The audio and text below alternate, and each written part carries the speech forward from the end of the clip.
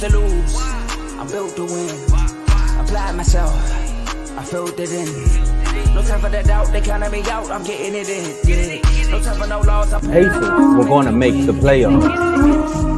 It didn't end so well for you, brother. If you ain't thinking the same, then we playing by different rules. You can't see the vision, we living at different views. Until we complete the mission, keep getting up, never snooze. I walked a mile in my shoes, had the mind of a fool. You fell asleep at the trade deadline when we had a trade to get Kyle Lowry out of here. They told me I couldn't do it. They told me I couldn't make it. They sold it, could never break it. That's sadly mistaken. I need a piece of the pie. I want it so bad I can taste it. They told me, keep on running toes. They gonna take this is what we got to tell. This man doing this. I felt it in. No time for that doubt. They counted me out. I'm getting it in. Yeah. No time for no loss. I pay for the cost. I'm winning to win. Yeah. Refuse to lose. I'm built to win. Apply myself. I felt it in. No time for that doubt. They counted me out. I'm getting it in. Yeah. No time for no loss. I'm paying the cost. I'm in it to win. Yeah. Refuse.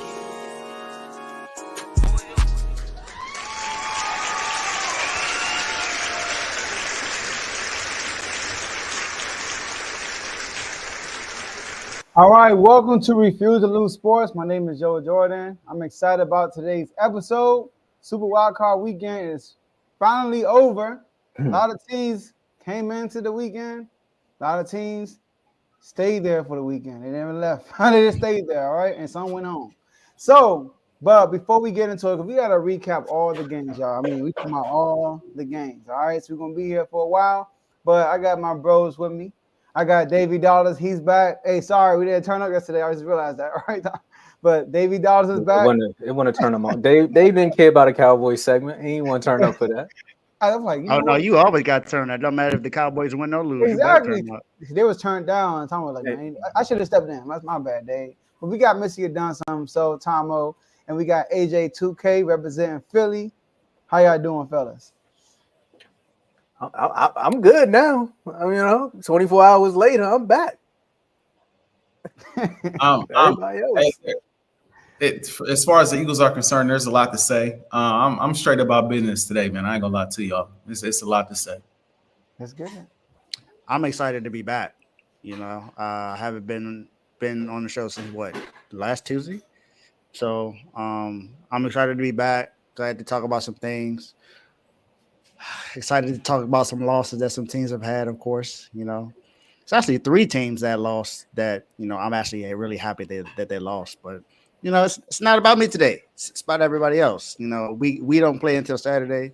So congratulations to all the teams that made it. Not everybody gets the opportunity to make it to the playoffs. So congrats on everyone that made it. But too bad you didn't make it to the next round.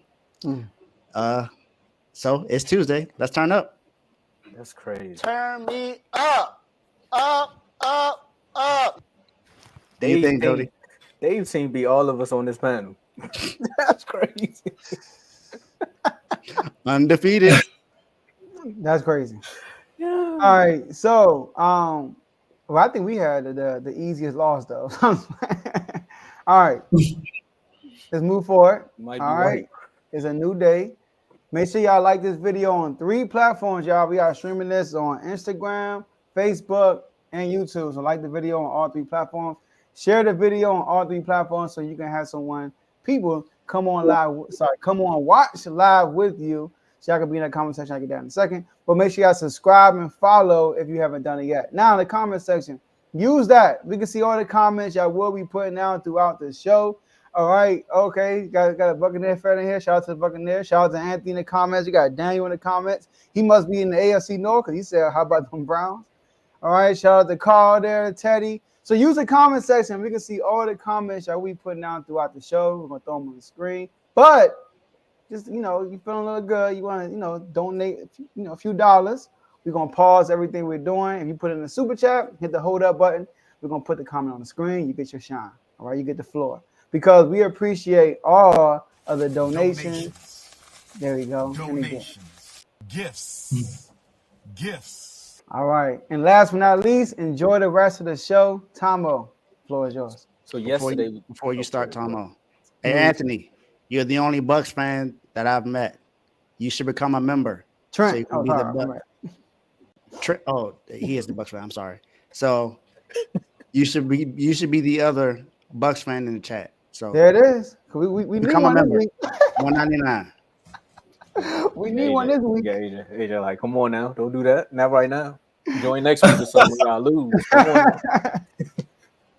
But more gifts. And if you're from Philadelphia, you know what that voice is. You know, Dr. Umar. You're from Philadelphia, the Prince of Pan-Africanism. Normally we would do the show a little different. Yesterday we did something different. We had to find some time for Warren. We had to get the 2 sensible Cowboys to come on here and talk about what was not expected, but what was expected loss. And then 24 hours later, we go to Monday night, and we got AJ is here. You see the helmet in the background. There's not too much more I have to say about it. He's a committed fan. But were the Eagles committed to winning this season? Some people would say yes. The coaching staff probably would say no. You got to talk about it, AJ. Were the Eagles truly committed this season? I don't know what them boys was. Simple as that. I don't know what the Eagles were. I don't know if they were committed. I don't know if they were practicing. I don't know if there were conversations that was had. I don't know much of anything outside of they suck. Right now they suck. Top to bottom. You know, you can. I'm saving a lot of this for the show, but I'm gonna give y'all some of it. I got a list here of things that went wrong from the 10-1 start all the way to the end. And it starts from the top all the way to the bottom, from the top, from the GM to the owner, all the way to the bottom when it comes to the Philadelphia media. That's how deep this runs for me. But if we just talk about this game, the few things that I think bother me the most about this specific game is the fact that defensively, you knew exactly what Tampa Bay was going to do. You knew it. I think everybody in the world knew exactly what Tampa Bay was going to do. They were going to try to blitz you just about every third down, every third and one, every third and long, every third and short. They're going to send the blitz. It's the same thing almost every team, especially down the stretch of the season, did. And so coming into the week of preparation, you know they're going to blitz. This should be our game plan. This is what we need to work on. This is what we need to do. And what did they do against the blitz? They were abysmal. Abysmal. Jalen Hurts, I think there's a stat that came out. He had 10 unblocked pressures, career high. 10 unblocked pressures. 10, y'all. Not 2, not 3, not 10 unblocked pressures coming through the line. Just getting free shots at Jalen Hurts. You got guys running routes on the same side of the field, running to the same area of the field. Jalen Hurts just throwing the ball up. You got nobody running comeback routes on these blitzes. None of that. We beat the Tampa Bay Buccaneers the first time we played them. We ran the ball 40 times between Gainwell, Swift, and Hurts. We ran the ball 40 times. That's how we beat them. We didn't beat them through the air. Jalen Hurts threw 2 picks. A.J. Brown had a day, yes, but we didn't beat them through the air. We beat them dominating time of possession and running the football. So what should we do this game, fellas? We should probably do it again, right? We should probably run the ball. We ran the ball from 40 times the first time to 15 times this game. We were lucky to be in the game at halftime. We were lucky to be in the game at halftime. To go from 40 to 15 in the game where everybody knows you need to run the ball. Your starting quarterback has a dislocated finger. A.J. Brown is not healthy enough to play in this game. Julio Jones got hurt, I believe, in the second quarter. And we still throwing the ball nonstop. Not only are we throwing the ball in the most stupid, idiotic situations. It's 3rd and 2. It's 3rd and 2. You could do two tush pushes and get the first down. Literally. If that's what you want to do, you could try it. What do? You come out empty. Not a running back in sight. Not a running back in sight. Not run the ball, because you can probably get 1 yard. As long as you run the football, you get 1 yard, then tush push. Or you can get 2 yards. No, we're going to come out empty and throw the ball. Not in the middle of the field, which was wide open all game, but to the side, all to the side. To guys who are not ready to catch the ball. And guess what? You're not going 4th on 4th, so you're going to punt right there. That was the story of the game to start. The first 2 possessions of the game, that's how we handled 3rd and 2. What are we thinking? What did we practice? What did we prepare? What was the game plan? It was to make Jalen Hurts throw the football as much as possible. I told Kev on full timeout that was my biggest concern, and I'll pitch it to y'all. That was my biggest concern. Are we going to do what the smartest thing is to do, which is run the football? If we run the football, we'll be in good shape. If we don't, we going to be in trouble. And we came out there and did the exact opposite of what everybody knew the game plan was. Listen to how Ray Lewis talked about us. Listen to how Dan Orlovsky talked about us. Listen to how Peyton Manning talked about us. Guys, it's so simple. They don't do the simple things. They make the simple things look hard. It's been the story of our season. Whole coaching staff need to go. Whole coaching staff need to go. Because the last thing I'll say is this. Nick Sirianni, I applaud you for getting us to the playoffs 3 straight years. I applaud you for getting us to a Super Bowl. But you keep taking control of this or thinking, oh, this is my offense. This is my defense. And every coordinator that comes in has to run my offense or my defense. Your offense is predictable and it's trash. Your defense is worse. So if the next coordinators come in, they got to run your stuff. Guess what? You don't belong because it's trash. You got to go. Everybody needs to go. I've had enough. I'll let y'all go. I don't want to take too much time.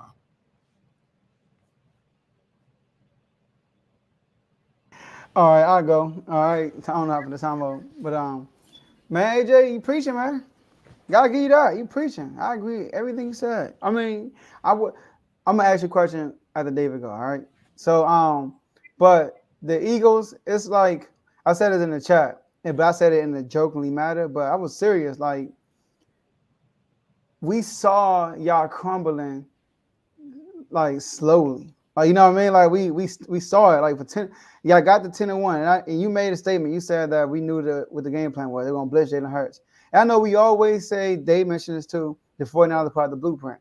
I think who brought the blueprint was the Chiefs. Y'all just won that game. I don't know if you remember after the Chiefs game, I put in the chat, I said, hey, a lot of teams gonna look at this tape and be like, we're gonna have to blitz Hurts. This is a good time for Hurts to see this now so he can adjust to it by the time you get to the playoffs. But not just Jalen Hurts. It's your offensive coordinator too. I mean, the play caller. Oh my goodness. The Eagles are the first team in the last 30 years in the playoffs that did not convert on a third or fourth down in the playoff game. Y'all didn't convert on no third. It was 0-9 from third down, and y'all didn't convert on fourth down either. So it was bad. But I do want to shine a light on the Buccaneers too. All right. Baker Mayfield, shout out to him. He came in here on a prove-it deal, basically, making only $4 million. He had a lot of incentives going into his contract. One was like to win a division, one was to win a playoff, make the playoffs, one was to win a playoff game, you know. So he maximized all of his incentives, and I predicted him to be benched, you know, during the year because what happened last year in Carolina, he was terrible, right? So, but for him to come out like this, win a playoff game, he got an opportunity to make some money this year coming up, you know. And I was also wrong about the Buccaneers. I picked the Buccaneers to lose this game because I mentioned experience when it came to Hurts and Baker. But you think about it, Hurts, yeah, he played more playoff games. It's not that much, number one. And number two, the whole team overall is more experienced probably than not more experienced, but they also have experience, the Buccaneers. They won a championship recently also. And Baker Mayfield is that type of quarterback that's not going to rattle. I mean, he's just not going to be rattled. I mean, he's going to come to play. The question is he just good enough, you know, to handle the task? So shout out to the Buccaneers. Shout out to Trent for getting that dub. Yeah, I mean, I pretty much share the same sentiment as both of you, honestly. I do want to say that the whole running the ball thing, I totally agree with. I said it in the chat. I said, why are the Eagles not running the ball? It's not like they weren't successful running the ball when they did run it. I was really confused. I mean, because you're right. You go from 40 to 15. I don't see how you expect to win that game if you go from 40 to 15. It's just no way. You definitely flip the script, and you're putting your quarterback at risk by having him throw the ball that much, knowing he just dislocated his middle finger on his throwing hand. He's wearing gloves. He's wearing gloves for the first time in his NFL career, something that he decided to do because of his hand. And he doesn't have his best weapon out there. So you're not giving him the opportunity to really be successful. DeAndre Swift ran the ball well like he needed to. You still got Kenneth Gainwell. You still got Boston Scott. Boston Scott can make plays if you give him the opportunity. But where do they have Boston Scott? Punt return and kick return. That's not enough to allow him to be able to help your team out. And it's not like the defense wasn't making plays. The defense was doing what they could. Even though they were giving up yards in the past, they were making key plays on 3rd and 4th down. They had like 4 or 5 sacks in that game. They forced Baker they got some pressure on him. That defensive line looked a little bit like that defensive line from last season. And that's without, Javon Hargrave and a couple of other players. And that's even with, Bradbury, who up to that point was actually playing pretty well. But once your offense is not able to score points, I say this all the time, your defense gets tired and they start giving up points because now they're on the field entirely too much. The offense had like 2 straight 3-and-outs, and I was like, well, what do you expect? Nothing else is going to happen. And then your punt kick returner almost fumbled the ball on the return, but luckily he recovered. There were just too many mistakes for the Eagles. When I heard the news about AJ Brown being out, I just figured that was it. I figured that was it for the Eagles. I didn't think they would win. Now, I'm not going to say that, Devontae Smith didn't make plays because he made plays. He was the best receiver they had out there. And, I mean, he's the second best receiver on the team, so of course he should be. But you had no one else other than him and Goddard, who made a few plays, to really help out when it came to that. So what else was this offense going to do if they're not going to run the ball? And you're right, Joe. Shout out to the Bucs. They did what they needed to do. Baker was throwing dots out there. He could have had more touchdowns if Mike Evans would have caught at least 2 of those. I know, right? He dropped 2 open ones. He dropped 2 wide open passes when he burnt Bradbury and he burnt Darius Slay, and he was pretty much gone. But he dropped it. So and that defense also made plays like he said, there were 10 unblocked pressures that they had that night. That was the most the Bucs had all season, and the most the Eagles gave up. And Tom Bowles, listen, no doubt. And they knew it was coming. That's the hard. You knew this is a playoff game. This is a playoff game. You knew the blitz was coming. That's the hardest part about it for me. Did y'all prep this week? I know that's supposed to be a rhetorical question, but I'm really questioning. Like, did y'all prepare for this? Y'all knew it was coming, and you did. It looked like nothing changed from the start of the regular season to the end. And I would be wrong to not bring this up. Jalen, my dog. You my dog. But that safety you took was egregious. Egregious. Because at the end of the day, one could argue, and I'm not going to argue back, that was the biggest play of the game. Truth be told, it was the biggest play of the game. I know you're trying to make, first off, on that drive, we should have been running the ball. Y'all killing me with the music. But on that drive, we should have been running the ball. It is what it is. At some point, you need to flip field position. We kept getting caught up within the 10 or within the 15-yard line. So at some point, you needed to flip field position. But I know you're trying to make a play. You want to make a play downfield. Damn it, you've been trying to make plays all downfield all day. Coaching staff, everybody trying to make plays downfield. I understand. But in that game, at that point of the game, it's a 7-point game. The defense surprisingly is playing decent in the second half. Yeah. And you take that safety, and I think everybody in the stadium knew the game was over. I think when he took that safety, everybody in the stadium knew that game was over. And then you point, Jalen, throw the ball away. Throw the ball away, bro. It's not there. It's not there. Live to fight another possession. Even if you give up a touchdown, you get the ball back, you down 14. But now they didn't score the touchdown. You get the ball back, you're down 16. You need 2 touchdowns and 2 2-point conversions. Just bonehead stuff from top to bottom. And shout out to the Buccaneers. I don't want to just completely dismiss them. They played a great game. They had a great game plan. Baker Mayfield did his thing. They ran the ball effectively. They did really what they wanted. But it makes me upset because I didn't come out of that game thinking, oh, they just light years better than us. No, I came out of that game thinking the Eagles are stupid. Stupid. They don't play smart football, and that's why they're at home. Their Bucs aren't more talented. They don't have more talent. They don't have better GMs. They don't have better players. I don't think they don't have better leadership. They don't. Position by position, the Eagles are better even without AJ Brown. But they just are a little smarter where we're idiotic in ways that I can't put into words right now. But y'all tune in full time out. It's all coming out. Let's get it. Hey, before you go, time out, I'm glad to say this. All right. So look, the Eagles had 13 missed tackles. Come on, 13. Joe. Oh, go ahead, Tomo. Go ahead. I was about to say that. My bad. Go ahead. Go ahead. Good thing. Okay, I think it was Kev that kicked me out. Oh. As soon as AJ was almost done, it was like my connection was gone. Shout out to Ty with the 199 super chat. I knew he was gonna put a super chat up there. Shout out to Brad Barely. Oh my God. And the Eagles, all the L's y'all took. Right. Oh, that's it. Okay. Go ahead, Tomo. Yeah, no, that's it. Man, AJ, I was listening in the background. I heard everything y'all said, man. Y'all was basically spot on about what you were saying. Joe, you took another one of my points because I was gonna say this game wasn't lost last night. This game was lost after they beat the Chiefs. Because it was right after that the table started turning on this franchise. I don't know what happened after that. Maybe it was too cold up there, but something just changed because all season you all were finding ways to win those close games, and you was looking like champions doing it. Technically, we all, of course, everybody want to poke holes and say, well, if the other team did this, they could win, but they didn't. Y'all found a way to win. And then it just turned some way, somehow. And then you fast forward, okay, the 49ers. They're the 49ers. Cowboys, division rivals. So, of course, we're going to go back and forth. But then you get to that Giants game. It's like, you all should have won. No, it was actually the Seahawks. You should have won that one. Then the Giants. Then the Cardinals. Then the Giants again. And then we come into the 0-0 season. Fresh start. Hey, Philadelphia, 0-0.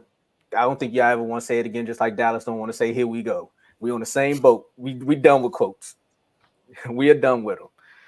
Last night, your coaching staff showed why they gave up on Nick Sirianni. I think the coaching staff gave up on Nick, and he tried to take everything over. You alluded to it, saying that it's his offense, it's his defense. They all were like, well, if it's yours, then go out there and do it then, because we ain't doing nothing no more. Because the offense came out swift, run. Then it went straight to pass. Like, what are you talking about? Every time Swift touched the ball, he was getting about 3 to 4 yards a carry. Easy. I thought it was over after that. Then you flip it on the other side. Your defense, like you said, started showing up. This is the same defense. Joe said it, missed 13 tackles. They gave up like 219 yards in the air. And they dropped passes. So imagine if they would have caught all them passes, y'all game would have looked like ours. If they would have caught half of those passes, because at the rate y'all was missing tackles in the secondary, they was going to score. And you can't just, everybody want to kill Bradbury. I know I've been killing him since y'all signed him. I've been killing him since he was a Giant. But Byatt, on that same touchdown, he just T-Rexed it. Like, what were you doing? You the safety. So I get it. The NFC East right now, when it comes to playoffs, like there's no room for either fan base to poke fun, but it is funny on both behalves because we both went out there, we all talk trash, and we got here and now boom. The only people that's laughing right now is Debo and them. They're like, I told y'all about both teams. So for the Eagles, man, y'all gonna be all right though. I can't wait to hear what you got to say on full time out there. Hey AJ, real quick, I'm gonna ask you a question too. But Tomo, 219 yak yards. Yeah, you're right. Yeah, that was after contact or after catch. We don't know. 64.9% of their passing yard yesterday was on yak. All right. The Eagles last year, first in points per game allowed. This year, 31st. Last year, passing yards allowed per game was first. This year, 31st. Sacks. I don't know the sacks. We know it was historically first this year and this year. I don't know last year. But also, opponents' points per game was 8 last year. This year, 30th. Y'all were like almost last, and points per game allowed. We were last. So that's why y'all want last for real, right? But I do want to ask you this question. So you said the whole coaching staff. Do you think right now, Sirianni should get someone in the front desk saying, "You're done. We're going to find somebody else"? You think that he should be gone? I should find another coach.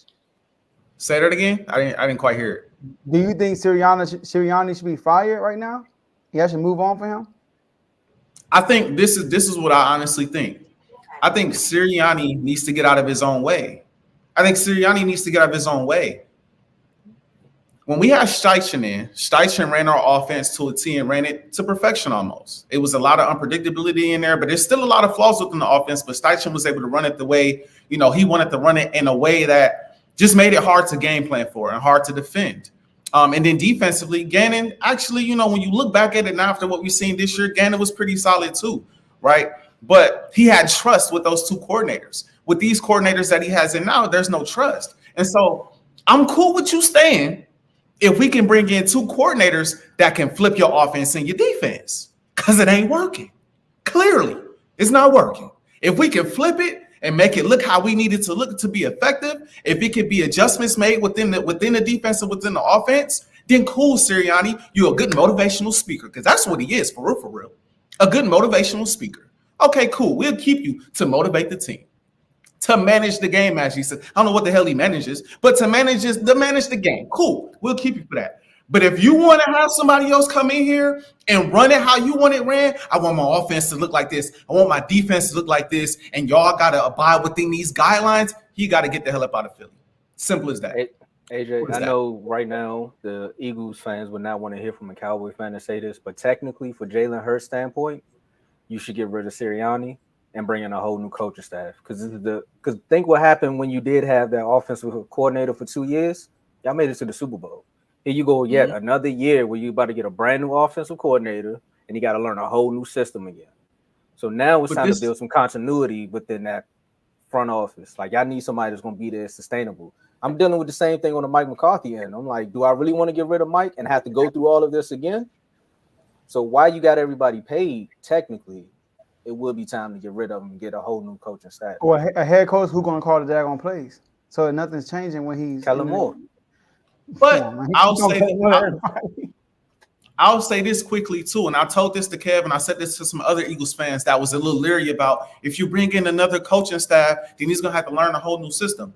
A good head coach or a good OC that comes in is going to pinpoint the plays that works best for Jalen and put him in a situation to succeed. There will be some new things. There will be some new things that you have to learn in order to improve, because he's 25. You have to grow. You have to develop in certain areas. But if you get the right guy in there, he's gonna put you in a situation to succeed, and it's not gonna look like it's your first year within the offense. That's what good coaching does, though. It's up to Howie and Jeffrey to figure out who that coach is. But that's on them. What we know is the coaches that are there, we've reached our ceiling with them. We're not getting higher, and it's like the team Jalen, nobody believes. Dallas Goedert was in Jalen face yesterday, and Jalen just sitting there. Got nothing to say. What y'all want me to do? I'm getting blitzed every 2 seconds. That's why he got upset. I agree with you, because just because the plant isn't wet doesn't mean we didn't water it. That's why he was in his face. But you're right, because Tom Monken, he took the plays that Lamar Jackson liked from Graham Roman's system and implemented into their new system. Yeah. And then, like, in the beginning, remember the beginning of the year, we all were like, this is like the same daggone system. And then as the year went on, they were opening up more and more slowly and gradually. And now as a hope, the office is fully open now. So good point. Good point. So appreciate you, AJ. Go ahead, talk about your transition. Of course. Oh, AJ, you staying with us, or you about to jump off? I mean, we already discussed that I was gonna hop off, so I'll hop off so y'all can continue to. You know what I'm saying? I was gonna say I want to. Matter of fact, you stick around for this one, because this one will be interesting. We're gonna talk about the Cowboys Packers right quick. Okay. I was here for the Eagles one. I'm gonna let you get your get back. I'm gonna be nice, because Dave's here. I got to hear from the 49er too, so like this is gonna be good. So of course, yesterday we talked about, we had a Cowboy panel, and I really don't want to relive this game, but I got to do it anyway. So the Cowboys host, they win, they get the second seed. They finally make it there. 2 home games. That's all I kept hearing. 2 home games. And everybody forgot that you got to play 1 home game. Youngest team in the NFL, 7 seed Green Bay Packers, come down to AT&T Stadium, and they not only get a cell phone, they bought the whole system. They bought the whole service. Okay, you get an iPhone, you get an iPhone. AT&T is now Packersville. They close it out, Dak and them. I don't even know if they showed up. They on their way to Cabo. So we got to talk about it. The mic has been dropped. 48-32 victory in the wild card round. Cowboys lose. Joe, you heard everything I had to say about it. Dave, you weren't here. AJ, you just talked about the Eagles. So I got to hear what the 49er fan got to say about this game, because I know you sat back and laughed. I know you had a grandiose time. Take it away, Dave. So I picked the Cowboys to win this game. I expect them to be able to defend home field. They've done that the last 15 games. They haven't lost their last 15 games at home, so I expected them to be able to at least beat the Packers at home.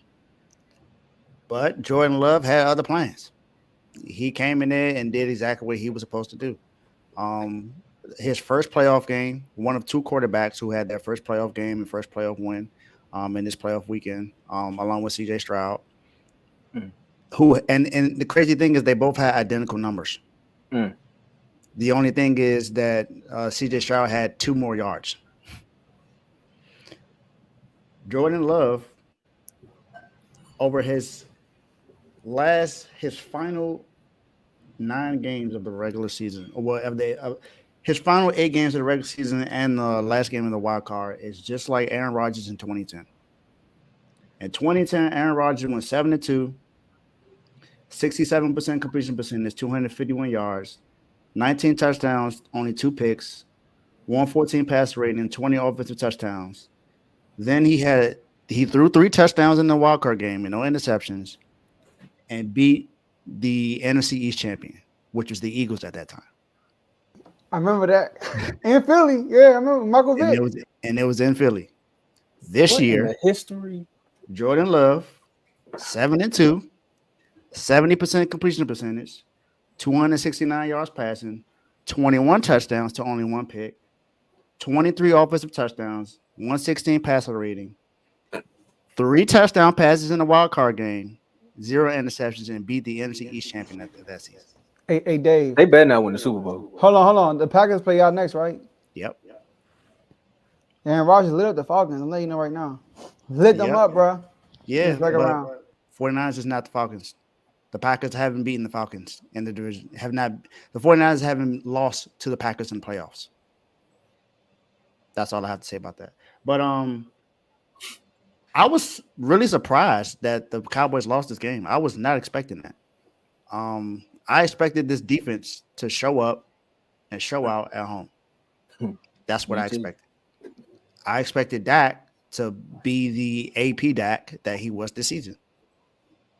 And this is me not trolling. I'm being very honest right now. I thought the Cowboys were going to be able to handle business and at least win this game by 2 touchdowns. That's what I expected. But like I said, the Packers had different plans, and Jair Alexander did exactly what he was supposed to do in this game.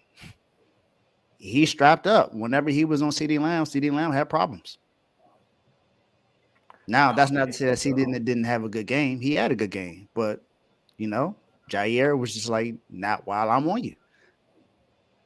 Then the defense got to Dak. Dak threw a pick 6, which is not good. Then he threw another pick 6. Hey, you only threw 1. It was almost. I know. Almost. Shout out to Brandon Cooks for touching him, okay? No, right? Man. But man, I really was not expecting any of this to happen. And Aaron Jones had the game of his life in that game. Man, he out Boston Scott. He ran like he had issues with the Cowboys. Like he had beef with them. He from there. I was like, my goodness, he really don't like the Cowboys. So I was shocked, but was I shocked the Cowboys lost in the playoff? No. No. This is what happens. This is exactly what happens to the Cowboys almost every single year. They have a good season, they get hyped in the off season, feel like they're gonna make it to the Super Bowl, and then when it gets to playoff time, they fold. Fold like good smelling laundry clothes. That just happens all the time. So, am I happy that they lost? Of course I am. I just wish we did it, but it's okay. Thank you, Green Bay. AJ. Man, listen, now talk about something to smile about, right? At least y'all at the crib with us. All right. At least y'all at the crib with us. But like my honest opinion, trolling aside, I felt like when the Eagles smoked the division away, I honestly felt like, this could be Dallas's year to get to the NFC Championship. We talked about it on my show. Like, they could really get there. They got the Packers coming up in the first round. After that, who knows? They might see Detroit. They kind of struggled to get by Detroit, but Detroit is a beatable team, especially if your defense shows up. And I still to this day don't trust Detroit's defense. Dak is playing lights out, and then you got a showdown against San Fran in the NFC Championship game, and anything can happen. It's one game to get to the Super Bowl. Who knows? Maybe you get out of the divisional round and you get over that mental hurdle and you get to the NFC Championship game and it's like, hey, we here. And the pressure really on San Fran more than it's on y'all. But the Cowboys, I'm not going to lie, as an Eagles fan who predicted that they would come out here and smoke the Green Bay Packers, I think I was just as shocked as anyone else. But when they went down 14-0, because full disclosure, I was playing 2K, right? I was playing 2K, and I had my laptop up, and I was streaming the game on my laptop while I was playing 2K. And my guy is a Packers fan. He's on, like, we on the game together. He like, y'all about to get off. They just went up 14-0. And I'm like, wait a minute. Got off the game, looked at my actual TV. I said, they in trouble. Because of what I've always said about Dallas. Dallas is really good at front running, man. When they get them turnovers, like you said, it's an avalanche. Once they get them turnovers going, especially at home, they get that crowd behind you, Dak piles on, and they smoke you out the building.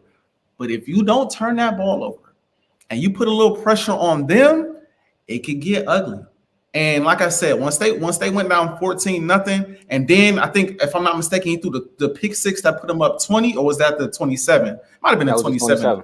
It was 27. I'm like, yeah, they done. Because it's no way this team, I believe they have the talent, but are they mentally capable enough to go into halftime, put this behind them, and move forward? Because the Packers are still unbeatable. You can still get the Packers. You can still force turnovers. You can still get it going. But in the second half, they continue to run the ball effectively. They continue to move the ball up and down the field. Jordan Love played like he was Aaron Rodgers. He looked like Aaron Rodgers out there. And, like I said, as an Eagles fan, I ain't gonna lie, I enjoyed it. But you point to the Chiefs game with the Philadelphia Eagles. I point to the Bills game for y'all because the Bills put the blueprint out there. We have Josh Allen and Stephon Diggs, and if they got Josh Allen and they are running the ball more than they throwing the ball, they really don't believe in y'all rush defense. And they ran the ball constantly on y'all nonstop. And in my mind, I'm thinking about Philly. If we just commit to running the ball, but the Packers said the same thing. If we commit to running the football, we could get these guys. They committed to running the football. It opened things up. And, it kind of got dicey. Micah Parsons, he got to be better in these big games, bro. He only had one pressure on 19 pass rushes. He got to be better in these big games. I'm not going to act like I don't see it. I ain't going to act like I haven't seen him get held because he do be getting held. I'm not going to lie. But he got to be more of a presence. They comparing this man to Lawrence Taylor every chance they get, and he nowhere to be found in the big-time playoff game. I thought that was crazy. The rush, for the most part, Jordan Love had all day, and when he didn't have all day, he was backing up and throwing it off his back foot, and guys were wide open. So that's how open it was. That's how it was. That's what it looked like. Y'all defense looked as if y'all had Bradbury out there at every position in the secondary. That's how it looked. Y'all had Bradbury at every position in the secondary. At least Bradbury be on camera. There was nobody on camera. That's facts. That's facts. On camera. You would have thought it was the Dallas tour the way they were just walking on the field. All right, go ahead, bro. Go ahead. I'm not. Facts. But no, I'll kick it back to y'all. I think big picture, you walk away from this game. I think people are slightly overreacting with all the changes that need to be made. Slightly. If I'm the Cowboys, there's no way I'm getting rid of Dak. I might crack all the jokes I want. I'm not getting rid of Dak. Not in this division, not in this conference where it's still kind of wide open for you to come in and make a run. I consider still keeping Dan Quinn too. Not gonna lie. I think he's a great defensive coordinator. He just got against a young team that came ready to play. Mike McCarthy gotta go though. Mike McCarthy gotta go. And that may bring some issues between Dak and and Mike, or Dak in the organization, but that is what it is. I push come to shove, if you get rid of everybody, if I'm the Cowboys, I will hold on to Dak. That's my big takeaway. But yeah, I think the Cowboys missed a big time window here. I think they missed a big time window, just like Philly. It's gonna be good. Go ahead, Joe. It's funny when you said that they pile on a front runners at the Cowboys. No trolling aside. When you said that, I thought about last year Philly. I thought about last year Philly team. But man, I want to get some shots light on the Packers. So I remember when the Packers played the Detroit Lions first time.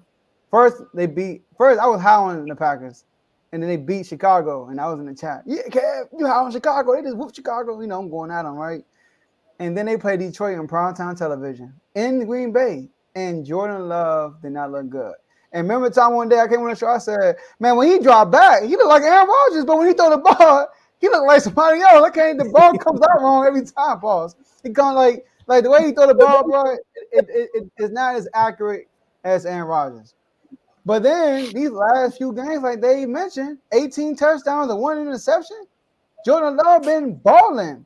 So I knew the offense would come in and play well, but I thought Dallas would match it. And that's what it was for real. We keep blaming the defense. The offense did not match the Packers offense. Like Jordan Love, 1, 2, 3, 4, 5, 6, 7 people caught a pass, right? 7 people caught a pass. And out of those 7 people, 16 catches were made, only 2 drops.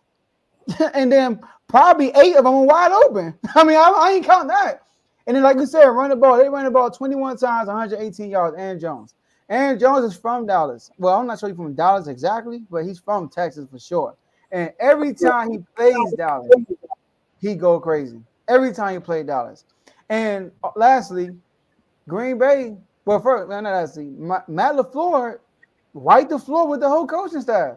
He told Dan Quinn, he like, bro, you don't have Legion of Boom no more. You can't just sit in the same thing all the time. So if you do this, we're going to whoop y'all. Oh, you running zone? Oh, that's even better. Hey, Jordan Love, look. Throw the Romeo Dials, right? He's going to be wide open.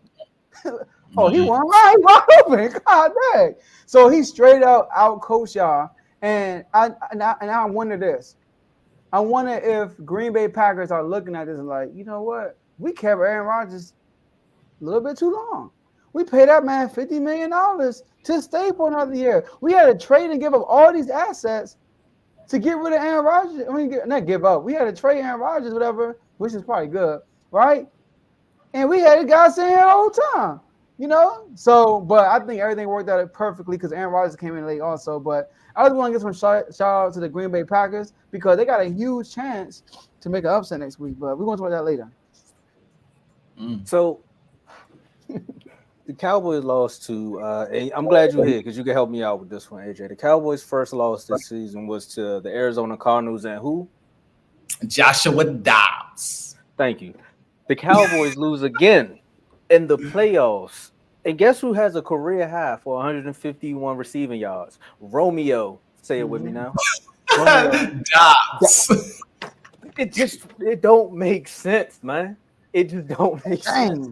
If you want to have a field day, go to AT&T Stadium, bro. I thought we had it. I thought we was back as far as like home field advantage. We didn't have home field advantage for almost 3 seasons under the Jason Garrett era. You know what I mean? Like we could win on the road. We just couldn't win at home. And then next thing you know, Mike show up.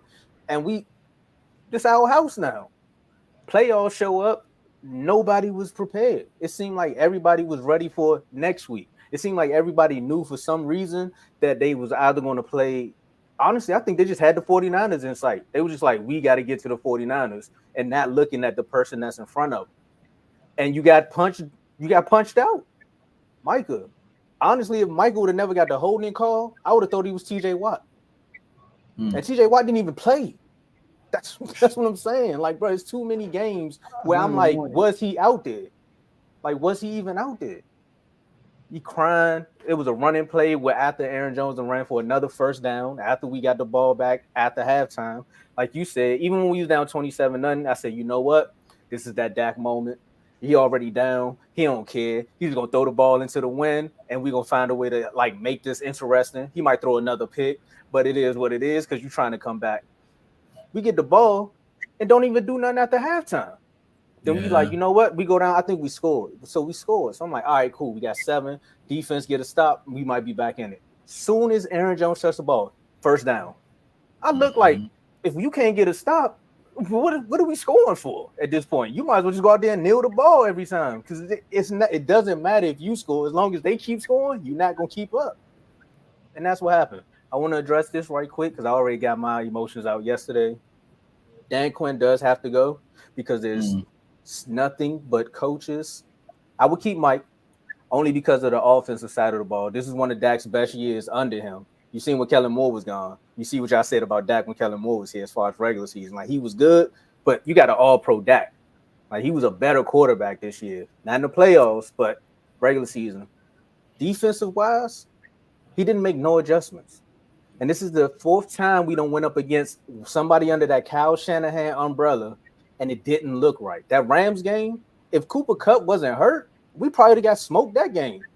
Sean McVay, Mike McDaniel. Now you got to add Matt LaFleur, Kyle Shanahan. All four of them know this Dan Quinn defense like the back of their hand, and they smoke us every time we get there. They did 4 motions. We followed the motion, and this person was still open. Like, where's the safety? Every time. I'm sorry. Kyle Shanahan practice against our defense every week with Atlanta. Honestly, if I was the Commanders, I'd just be looking and be like, if I want to be Dallas, we should never let them boys go. Hold up. They smoking us. Go ahead, Joe. Oh, I'm reading this? All right, cool. All right, shout out to Warren for the $9.99 super chat. Can we really be honest about Micah? He's too small for the position. His athleticism is what we got so high off of, which is true. They keep calling that's Lawrence Taylor. Can we stop saying that, please? Can he at least lead the league in sacks for one time? God, that. I don't even think they say it no more. Honestly. In reality, he can't stop the run from the end on when he at LB. So, I got a question, Tomo. Shout out to Warren. Should y'all take Micah off the line and put him probably put him at middle linebacker? Because he is athletic. I think so.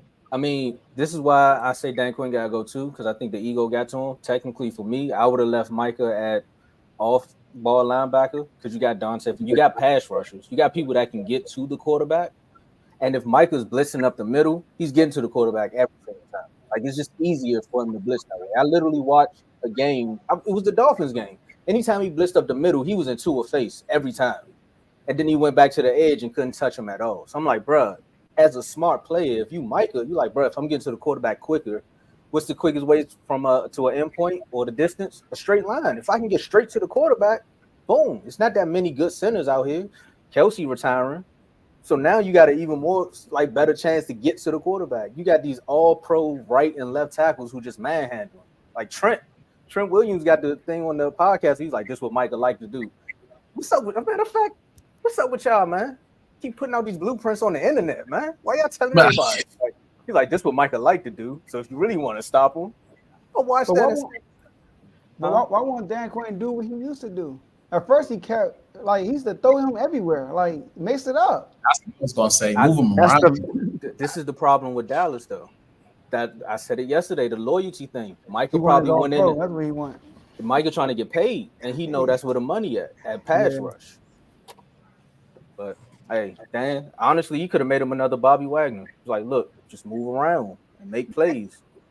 And the answer, Cock, I asked that because he's easily out the game when he's only on the line. You can easily game plan around that. But when you're moving him around, you can't game plan for that. No. Yeah, he has sacks, but his overall impact wasn't there as much as his sacks were. His sacks were good. He had 14 sacks. That's good. That's all pro. That's Pro Bowlers. All pro. How many he had in the second half of the year?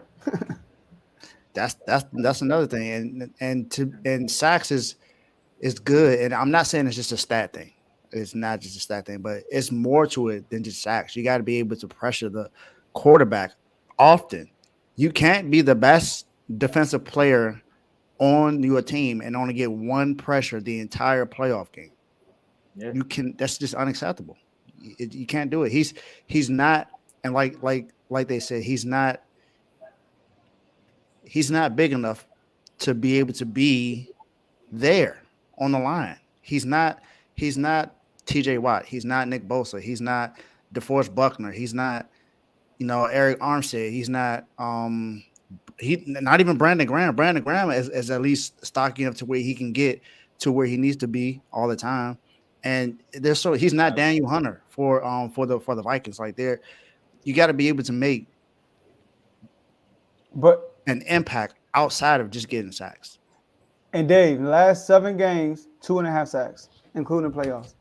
And for the Cowboys fans that's watching this, I know y'all want to be quick to say, but he was getting held. He was getting held. He probably would have had more sacks if he wasn't getting held. Everybody gets held. If he was bigger, he probably wouldn't have got held as easy. Because Myles Garrett can get held too, but he can also still make an impact on making a pressure. Mike could get held, and he looked like he getting tossed out the club. There's too many pictures I done seen your legs in the air, and you like this, bro. Whoa. I got one last little piece. Pause. I was gonna try to let it ride. I was, bro. Pause again. Hey. Man, look. I got one last piece of advice, and I think this goes for Dallas as well as it goes for Philly. But as far as Dallas is concerned, about Micah Parsons, come off the internet. Man. Come off the internet, bro. Come off the podcast. Darius Slay, come off the podcast, bro. Lock in. Now, if you're the type of player like, I respect Debo a ton, because Debo be talking. But anytime you're looking for Debo in the big game, he be there. And he be there in a big way. Like, he show up. Micah come out, that should be MVP. Our defense is this. Just what I think about the division rivals. And it's not about what he's saying all the time. I just feel like sometimes that's where his attention be. And he is the best player on the defense. You could make the argument. The best player on the team. The best player on the team. So if the best player on the team is distracted with podcasts and saying all that, I think this team go win, I think that team go win. It's like, bruh, you not locked in. Same thing with Darius Slay, best player in the Eagles secondary. What's one of the weakest points of the Eagles? They're secondary. But you in this podcast, and I watch it, don't get me wrong, it's good entertainment, but it's like, I got to come out. I got to talk about our game. I got to talk about my game. We got to make guarantees about what's going forward. Bro, just come off of that. I know players nowadays, they want to get in front of the camera. They want to say their side of the story. Bro, do that when it's over with. Do that in the offseason. Do that when you retire. But mid-season, doing these podcasts, for most of y'all, it's not working out, bro. Let your play do the two. Yeah, there's a few players that have good podcasts, like Marlon Humphrey. Marlon Humphrey has a podcast, and they're doing well, but he backs up what he says. Fred Warner has the Warner Zone, and he's on there with his wife all the time. But I think that's the ground for him, though. That's what keeps him level. Yeah. Well, what I'm saying is he still has his own podcast. Even the Kelsey brothers, like. But see, I can make look what happened to the Kelsey, man. That was Tay-Tay. Jason Kelsey's, he shout out to him. You know what I'm saying? It was time. It was just time. But again, some players can do it. I feel like some players, you mentioned a couple players that can do it. I have the full skill set. I'm going to show it. But some players, you could tell it don't work for. And I think Micah fits in that category where, bro, it don't work for you, because what you're doing is you're putting extra attention on the Dallas Cowboys by saying Dak is the MVP candidate, by putting all this pressure on him publicly, not the fans, you, the players, saying all of this. It puts extra pressure on Dak and the Cowboys. And y'all don't do well under that pressure. So I add more. Talking bad about the 49ers and all that stuff. That's what I was going to say. As far as like certain players, they can do it. I think for a guy like Micah, because he's younger, instead of focusing on all the games that happened on Sunday, do what Draymond do. Come on here and talk about your specific game. So that way you can give the feedback on what happened in your game and talk about possibly the next opponent. Micah's more so trying to be what we doing up here. He talking about every game that happened. And if I'm in the locker room, I'm like, bro, how do you know what the 49ers did when we was on the field just now? Did you go home and rewatch that whole game? Like, did you do that? Because I know Bleacher Report looked out for you, and you're not looking at the box score. So that means you went back, watched that whole game, and gave a report, knowing we got to go out and play the Packers next week. Like, I understand you can mix up the film here and there, but it's also like, bruh, for you to go watch something else, there is a distraction there. You got your phone. It's a lot. It's a lot. Draymond Green, real quick before I get off. Draymond Green, he started his podcast. How he been playing lately? Since he started that podcast. He started the podcast when they won a chip. But how did he play? Oh, How did he? Yeah. You're right. I'm with you on that. He was on the pod like I needed Steph to come through and save me. I forget what word he used, but I was rattled. I think that was the word. I was a little rattled and Steph. Yeah, and Steph had to save him. Yeah. Some players can do it, some players can't. And real quick, just on your side, AJ, like Dave, the Fred 1-on-1, and what's the other one you mentioned? Not the Kelsey's one, another one. Marlon Humphrey. Out of all respect, nobody really watches them like they do Darius Slade and Michael Parsons. They're not like they don't get talked about in the national media. Like people, they take clips of Slade and especially Micah and throw it in the media. So I guess the pressure is not as much on those podcasts, which it is on Mike. Like Micah, come on, bro. You already got your owner doing press conferences. Owner doing press conferences in the hallway of the locker room, and he on a radio show. Like, bro. Joe, both of those guys play in what division? NFC East. NFC East. But Slade, I ain't gonna lie, I think Slade straight. His podcast will be getting clipped up too. Slade been doing his job to me. To me too, but I'm just saying that's why they get clipped up. If any of those other players you just named was in the NFC East, let somebody from the Commanders get a podcast. Oh, you gonna get clipped up too, buddy. I think it's more so the media. The media that they're in. Yeah, you're right. Because the Dallas media and the Philly media is not the same as the San Francisco media, the Bay Area, or the Baltimore media. It's not the same. That's facts. It would be as if Aaron Rodgers had his own podcast and he's the Jets. Think about it. He was on Pat McAfee every week, and the Jets got all this pressure out of nowhere. Like this year, Aaron Rodgers didn't even play. Mm-hmm. But it happens. We'll see. Hopefully he'll learn his lesson. Hopefully you don't do another all-season interview with the pivot. Talking about some year we trying to be the best in the NFC East. Hey, that was good. That was a good quote because that's a goal. Like you want to talk about a goal that you're trying to achieve. You didn't live up to it, but I can respect that. That's kind of like what we did in the offseason, saying the Commanders gonna win the NFC East and the Cowboys not gonna make the playoffs. You know, it's a goal. Yeah, it's a goal. Yeah, I know. 2,000 Ravens is kind of steep though. I mean, winning the division. Some of y'all going to the Super Bowl. Oh yeah, it was a lot of crazy predictions. AJ, real quick, let's talk about full timeout. Let everybody know what you're gonna be talking about later.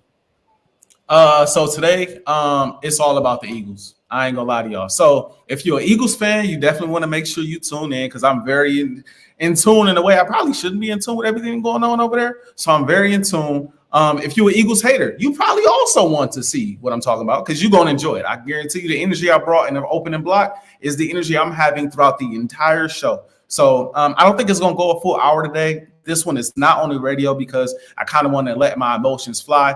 I might swear just a little bit here and there. I just want to let it fly. So this one not going to be on the radio. It's solely for the social media platforms, Instagram, Twitter, and YouTube. So yeah, y'all make sure y'all check it out. I'm probably going to start recording pretty soon. I might wait until the end of this show to start so everybody can really tune in. But yeah, y'all tune in. If y'all want to hear about it, hey, I'll be there. Okay. Let's get it. I appreciate you coming on, man. I'll be tuning in. Sure, y'all gonna have me.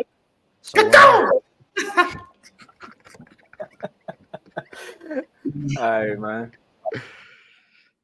Man, that was a good first block, man. You know, you got the NFC East bombs out the way. Saying both teams, Eagles and Cowboys. But we gotta take a quick commercial break and we gotta talk about some winners, man. I know we talked about a lot of losers, but some teams did win over this weekend. Fans won too. So we got more losers too. A few. But we're gonna uplift a few winners, man. Let's bring the energy up here. The 49ers play this weekend. Dave got to be in the chat some more. I'm happy now. He was taking a week off. Ravens got to play. Make sure y'all hit that like button. Share this with somebody. Y'all just better hope that I'm able to be in the chat. Y'all know how busy I be during the week. That's true. Hey, I got you with the news if you can't. Because a lot of people was getting upset. But hey, make sure when y'all see this news, y'all click that like button, share. Enjoy this commercial break. We'll be right back. Yo, my name is Lambo Anlo. This is Dimitri. This is Ed Hahn. My name is Daryl Julian, and this is Refuse to Lose Sports. Refuse to Lose Sports. Refuse to Lose Sports. Mine, it can't be diffused. If you ain't thinking the same, then we playing by different rules. You can't see the vision, we living at different views. Until we complete the mission, keep getting up, never snooze. I walked a mile in my shoes, had the mind of a fool, chasing diamonds and jewels. Trust me, I was confused. Started minding my business and used my mind as a tool. Ended up finding my purpose and found the time to get to it. They told me I couldn't do it. They told me I couldn't make it. They sold it, could never break it. That's sadly mistaken. I need a piece of the pie. I want it so bad I can taste it. They told me like told me, keep on running. Toes they gon' take them. Refuse to lose, built to win. Apply myself, I felt it in. No time for the doubt, they counted me out. I'm getting it in. Yeah. No time for no loss. I pay for the cost. I'm winning to win. Yeah. Refuse to lose. I'm built to win. Apply myself. I felt it in. No time for the doubt. They counted me out. I'm getting it in. Yeah. No time for no loss. I'm paying the cost. I'm in it to win. Yeah. Refuse.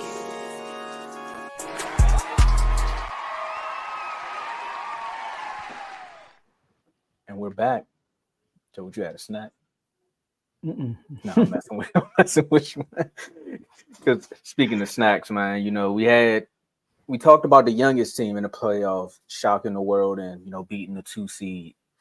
But a lot happened in the state of Texas, you know, not just the snowstorm and not just the Cowboys losing. I know they're down there too, but the Texans, let's talk about a team that we didn't even think, they're not even supposed to be here based upon the radar.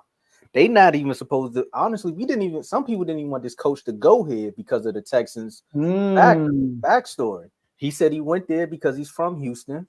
He said, I'm doing this for my city. I don't care about none of that stuff the Texans got going on. I'm doing this for me and my family. And technically, CJ Stroud walked in and said, left, do it right. We don't make the rules. And they went down there and showed the Browns, hey, you can get Flacco all you want. We're going to send y'all out of here. Houston Texans, you know, they beat up on the Browns 45-14. I seen that, man. Didn't see that coming, but I seen the 45-14. And we got to react to it right quick. CJ Stroud, Panthers are crying right now. Dave, another coach from your coaching staff going somewhere and making a difference. How you feeling? I'm really excited for DeMeco Ryans, man. I'm really proud of this team. I'm proud of him as a coach. And I believed in him since day one. I always felt like this team really wanted him to be the head coach. You know, they did whatever they could to make sure they signed him. I think he had 2 or 3 interviews. So he was pretty much the guy that, you know, they coveted. The biggest surprise is CJ Stroud being this good this early. I always thought that he was going to be a good quarterback. I didn't think he would be this good, this fast. And then with the weapons that he had, I'll be honest, I didn't know that they would be this good. I didn't even know who Tank Dell was until he started shining this season. I knew who Nico Collins was because he went to Michigan. And, you know, Dalton Schultz, who came over from the Cowboys, I knew exactly how good he was going to be. But, you know, it's a brand new head coach, brand new OC, brand new DC. Everything was just this is pretty much a whole new coaching staff. And they go out and have an amazing year. And who knows, they probably would have had more wins if CJ Stroud never got hurt. Remember, CJ Stroud missed some games. Tank Dell missed the rest of is out for the rest of the season. Unless they make it to, I think, the AFC Championship game. He's not going to play. He's been out. He was out the last 4 games of the regular season, and he was out. He was out in the playoff game. But you couldn't tell because CJ Stroud still had a really good game. And then Will Anderson, you know, who's pretty much like second in defensive rookie of the year voting, did exactly what I expected. He did exactly what I expected him to do. I felt like he was going to make an impact as soon as he got in the league, and he did that. But I really did not. I don't think any of us thought that the Texans would be in the playoffs, let alone win their division. So I'm very excited about what they're doing. I like where they're going right now. As long as they keep them healthy, they shove this offensive line just a little bit more. I feel like this team can be scary in the AFC if they continue to do this, and you know, maybe add another cornerback or a safety in the backfield. And shout out to my boy Jimmy Ward, who's a safety in that defense who came over from the 49ers. So I'm excited about this team, man. I kind of sort of root for them more than I do for any other Kyle Shanahan underling. So I'm excited. Man, you excited. Honestly, I said the Texans are just gonna try to find a way to get better. You know, when they got Noah Brown and Dalton Schultz, and I'm like, man, look at them just going to the Cowboys Junior, and technically look at the success with a 22-year-old quarterback. You know, I think he passed Michael Vick as far as just winning playoff games. It's been like 102 days since then. You know, birthday wise. Then my man threw for like 236 yards and 3 touchdowns before halftime. That's my normal playoff game. He did all this before halftime. His defense is showing up in different ways. D'Amico Ryans, man, what more can you say? Like, job well done. And it's not even finished yet. Like, who they play next? I think they play they got the Ravens next. Yep. So that's gonna be a good matchup as far as just seeing where they measure with the best teams in the NFL. And if they can go out there and make something happen there. But yeah, having a young guy show up like that. Having a young guy show up like that with that wide receiving core and that defense, man, it's nothing much more you can say. And beating the best defense ever. Keep doing your thing, man. Chill out. But man, listen, I gotta be honest. I did not come into the drive saying like, oh yeah, CJ Stroud gonna be a superstar this first year. I didn't say in the beginning of the season, oh, they're gonna make the playoffs. I do remember me watching the preseason games. I watched him and I watched Bryce Young. And I said, CJ Stroud looks more ready right now. NFL ready. His decision making is much better than Bryce Young. But I think that they'll win the division. I didn't think the Jazz would fold like they did. I just think that I didn't think it was happening. And Dave, with D'Amico Ryans, first of all, they got their quarterback, right? We know that. Got their quarterback. Offense going to be legit going forward. We know that for a fact. And it's all out of running game also. D'Amico Ryans going to get that defense to a top five-ish defense. We know that. They just need the right personnel to do it. They do have the start of the right personnel. So let's see. They got a good linebacker, good safety, you know. So, but the Browns, right? My issue with the Browns, I said this when we made our picks. The Browns away, their defense are not the same. Do y'all know at home they haven't allowed more than 20 points in any game at home? Away, every game they played, they allowed more than 20 points. Every single game they played. And get what? They allowed 45 points. With 2 of pick sixes. So, and speaking of pick six, Joe Flacco was due for a game. Even though he get all the turnovers, even though he get all the touchdowns, he does turn the ball over. He had a second highest turnover percentage, I think, this year. And he just got here. So he had what? He had 1 touchdown, 2 interceptions, 2 interceptions, both one were pick sixes. And like both pick sixes were like bad. It was like the length of the field. It was crazy. So he did have a 300 yards. Who? No, I'm talking about Joe Flacco. Yeah, 2 pick sixes, 3 touchdowns. I'm doing it for time though. Okay. All right. So, but shout out to the Texans. It's gonna be a tough task. They gotta play the Ravens. It's another great, really good defense, historic defense, really, the Ravens this year. They've been really good. So we'll see. But shout out to CJ Stroud and D'Amico Ryans and the crew. Yeah, I'm expecting a good game between Baltimore and the Houston. It's a week 1 rematch. And I think Houston has played this division well this year, period. So it's going to be a good game. Except the Ravens. My bad, Carl. Every home team game except for the Ravens. That was the only one. You want to know what's funny? That Carl won't throw out more Raven stats. This was the Browns' worst postseason loss since a 34-0 thumping. And guess they lost to the Baltimore Colts. This is back in 1968. So something about Baltimore and the Browns, bro. It just don't. It's not good. Ravens took their whole squad. They did, though. They did. And also, you said something earlier. I know we're going on to the next topic, but you said something earlier about the Packers sitting there saying that maybe we kept Aaron Rodgers too long. You think the Texans still mad about that trade? Nah, not at all. Not at all. Not at all. They got CJ Stroud and Will Anderson out of that, and they got a good head coach. They're not mad. They're not mad. I still think they did Lovie Smith wrong, but I'm not mad at them hiring D'Amico Ryans. Yeah, actually, he left him a gift. He probably did that because he knew that D'Amico was on his way. You know, and he won a game for them to lose the number 1 pick. Exactly. He put them in position to be able to get CJ Stroud. Because who knows? Remember, they wanted Bryce Young. Oh man, that's funny. I mean, things happen for a reason, and technically, I don't think this happened for a reason. We talked about a lot of teams all season, beating good teams, beating bad teams, can't win on the road, can't win at home. It's just a lot of narratives that went into this season. Then you had the Dolphins show up and put up 70 points on the Broncos. And they just like, man, look at that team, man. They out here they just fast. There's so much speed everywhere. Can they do it? Is this the Dolphins' year? And everyone was like, yeah. I even bought into the hype. I said they were the best team in the AFC East. Not after yesterday.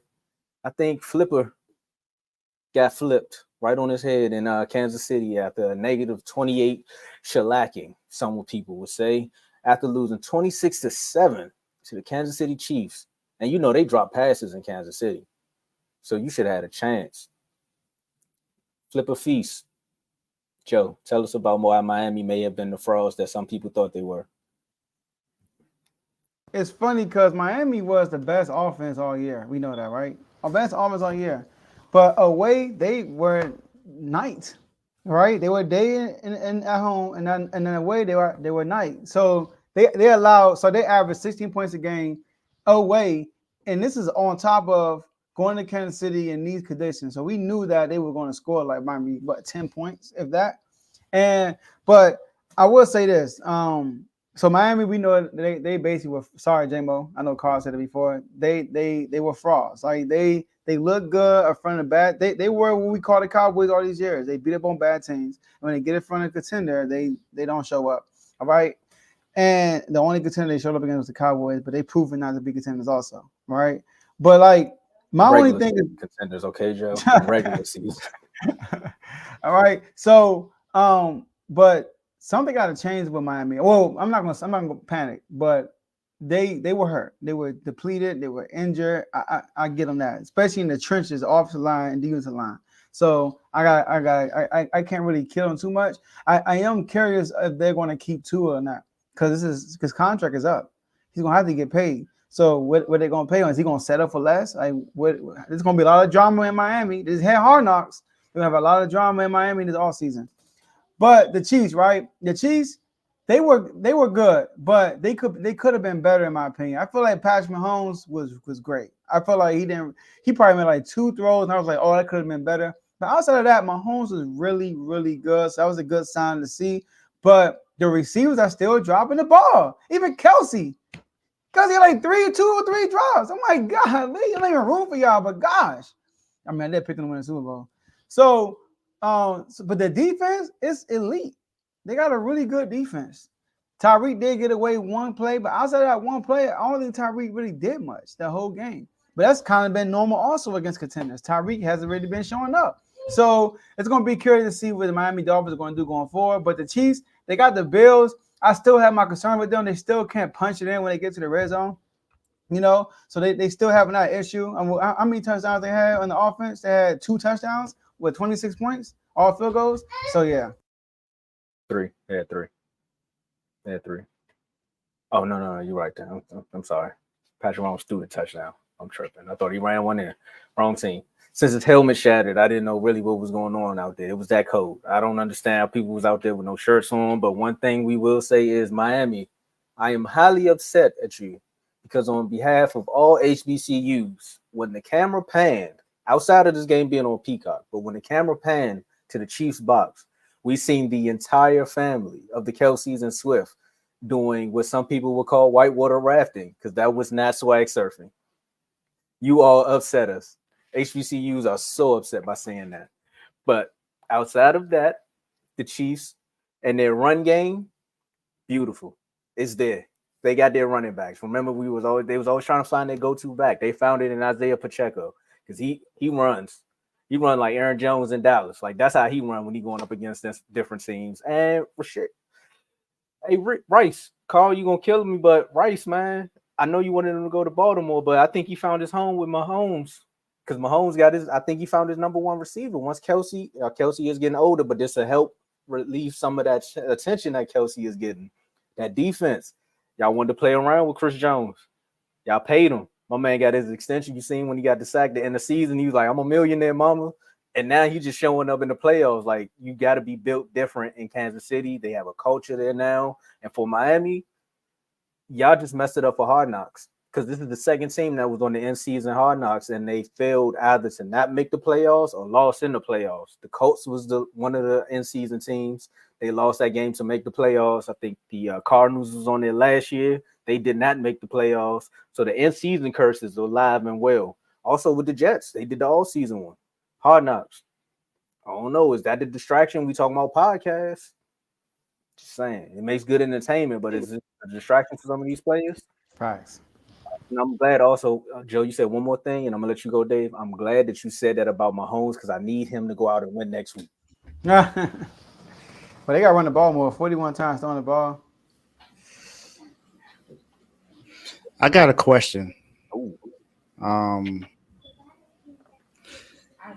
I guess it's more sort of a general question, but a question that's also for Tua. How are we going to evaluate quarterbacks from now on? Reason why I ask this question is because we talk about game managers, we talk about game changers, and we know what Cam Newton has said about game managers. He mentioned, I think he mentioned Tua, Dak, Purdy, a few other quarterbacks. Mm-hmm. Now, if I remember correctly, and I know this is not about Purdy, but I have to bring this up. Okay. They said Purdy doesn't play well without his weapons. Mm. What happens when the quarterback doesn't play well with their weapons? Does that now say that they aren't as good as they are? Or is it just they just having a bad game? How many games has this happened? It's happened multiple times. Hold on, you talking about, okay, So if he have all his weapons and they still not getting it done, basically, right? Yeah. I mean, Yeah, that's not a bad game. You can't say it multiple times. It's happened at least 3 or 4 times this season where Tua did not have a good game, and he had Tyreek and Jalen Waddle out there. well, yeah, I mean, Tua just hasn't proven to show up in a big game. He just hasn't. He folds every big game he loses. When it's time for him to make the playoffs, he don't win that game. Tua has to. Tua that? Tua has to be better. Nah, I guess. Tua has to play better. Tua had one of his best seasons this year statistically. But it doesn't amount to anything when you choke away the division. And that's what happened. They choked away the division. They had it in their hands. But they just cannot be a good team. So I don't understand it. I don't understand it. And the reason why I asked that is because there are a lot of people that say Tua is better than Purdy. Yeah. But Purdy, one thing you can say about him, if his weapons are there, he's going to play well. They're going to put him at least 30 points. Yeah, because Tua got a run game too. Like, But Tua also got they offensive line is hurt too. And Tyreek got to step up too in these big games. Yes. So I agree. Tyreek has to step up too. Because who was it? L'Jarius Sneed made him look like he was a regular receiver in that game. Well, he was getting doubled. So. You see his tweet? He said he jammed me all the way back to Cabo. Yeah, he said that. He said that. But man, Tyreek said? Yeah, Tyreek said that. He tweeted it.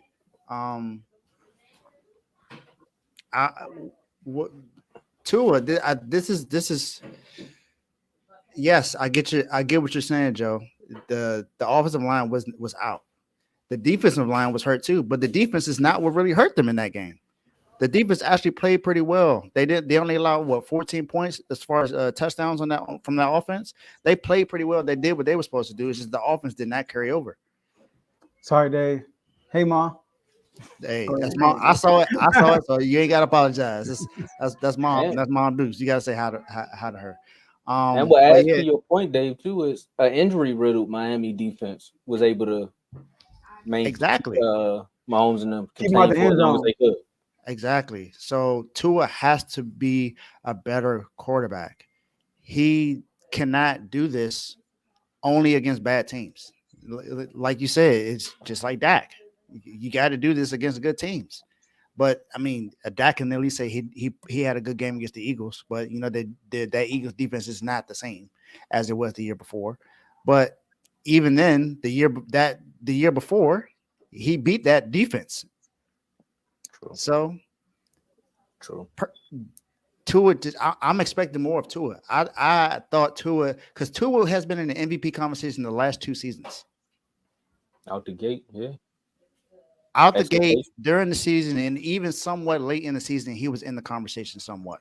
Yeah, last 2, yeah. And then he played y'all, got out. And then he played Buffalo and got that out. was it. It's like he goes against a really good team, and he just shrinks. So, for me, Tua, I don't know, and I think it is going to be very interesting what's going to happen in the offseason because there have been contract talks, but not much because they don't know exactly what they're going to do. They don't know how much they're going to pay him, what years they're going to give him, like what's he going to do. I'm not sure. Hey, Miami, y'all want Trey Lance? We could talk some players. We need a running back. Oh, for Mostert? I mean, Cowboys acting like they don't know what they want to do with Dak, man. Mostert 31 years old, man. Hey, look, I'm just saying. People need a quarterback out there. Justin Fields ain't going nowhere. Oh, yeah, he ain't going nowhere. Yeah, that's right. Interviewing Greg Roman. So. Yeah, that's gonna be nice for him. But that's gonna be a perfect situation for a perfect young not young offensive coordinator, for a coordinator and a young quarterback, because some people, they'll get their quarterback, they draft them and then they get a new young head coach. They build a nice team around them, they get a running back, and then they end up in the Super Bowl, they lose it, but then they say this quarterback wasn't good enough to win the Super Bowl, so they trade him from a dead end situation, in Detroit. If you don't know where I'm going with this by now, then you got to know I'm talking about Jared Goff, because at the end of that game, coach came to him and said, "You're good enough for Detroit," because that's what showed after they went out there and beat the Rams. It was a close game. It was the better of the 2 games on Sunday. Jared Goff threw a touchdown to seal the victory. So, it was really one of those 24-23 games. The Lions are still trying to find their footing, but the city said, "Hey, we haven't won a playoff game since 1992. We got teams talking about getting in the division to the conference. We just want to win a playoff game. Can we do that?" And it was at home. And Jared Goff and them said, "I got y'all. Pistons may not win, but we gonna win."